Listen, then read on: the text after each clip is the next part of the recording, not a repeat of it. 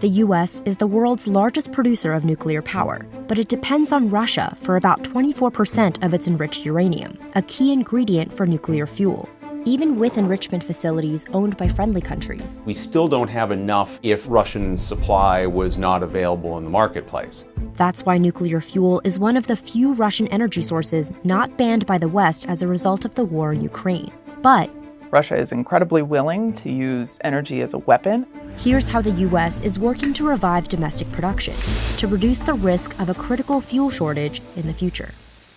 Nuclear reactors generate nearly 20% of U.S. electricity, but demand is quickly rising as the U.S. races to meet its clean energy goals. We're seeing it from our utilities. We're seeing it from oil, gas, chemical companies, big tech firms. But more nuclear energy requires more nuclear fuel, and the U.S. currently lacks the capacity to produce its own. That's because uranium ore goes through 4 main processes to become nuclear fuel, and the U.S. relies on other countries for 3 of those steps. First, raw uranium is mined out of the ground and milled. Then it's converted into a gas and enriched, increasing the percentage of the radioactive isotope. Finally, the uranium is fabricated into fuel pellets that are stacked inside metal fuel rods and loaded into a nuclear reactor. The U.S. gets most of its uranium ore from Canada and Kazakhstan. Even though Russia isn't a leader, it is substantially involved in Kazakhstan's mining operations. There's only one U.S.-owned converter, and there's no U.S.-owned enricher for the current fleet of nuclear reactors. Meanwhile, Russia dominates both of those steps. We've seen that Russia is willing to use its energy resources as a tool of leverage. The sooner we can move ourselves away from that potential vulnerability, the better off we're all going to be. In an effort to reshore as many steps of this supply chain as possible, a number of U.S. companies are ramping up capacity. For example, mining company Energy Fuels is restarting this conventional uranium mine in LaSalle, Utah, after signing long-term contracts with 2 nuclear utilities in 2022. LaSalle Complex, as we call it, is a mine that dates back to the 50s and operated for 20, 30 years, and then it really kind of went dormant for a number of years. The last commercial production of uranium at LaSalle was in 2014. Now, with increasing uranium prices, we're going back into full production in 2024. Energy Fuels is currently hiring about 50 miners, purchasing and refurbishing equipment, and doing maintenance work. Our plans are to restart mining about 70,000 tons of uranium per year, at least initially. Not quite enough for a single large-scale nuclear reactor. Chalmers says he doesn't expect uranium mining in the U.S. to replace larger producers like Canada. Instead, he sees it as a way to diversify the country's sources of raw uranium. With the contracts that we have, we can make nice margins, but we're going to need higher uranium prices that justified restarting of production, because every time we restart a mine, they get more expensive.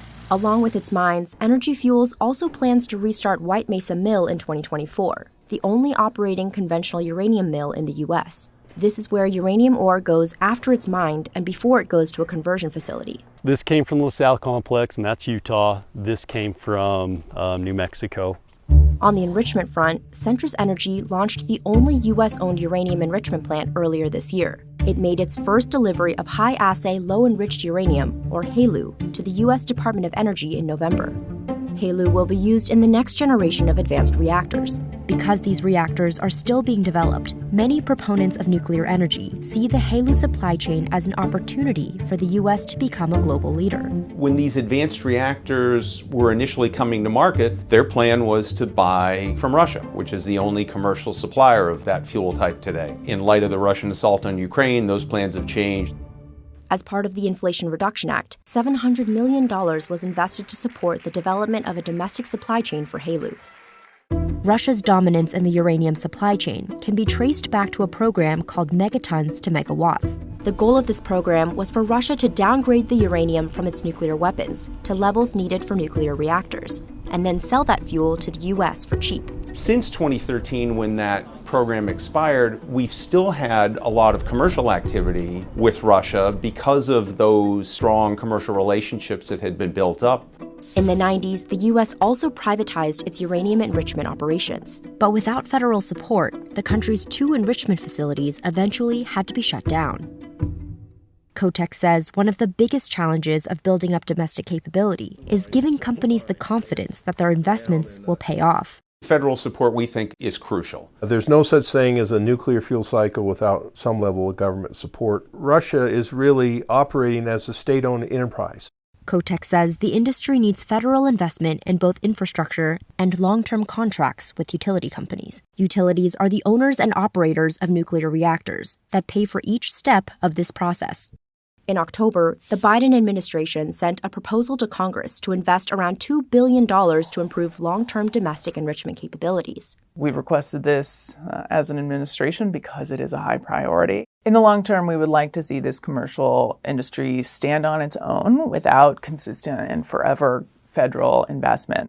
A bipartisan group in Congress is also pushing legislation to ban U.S. use of Russian uranium.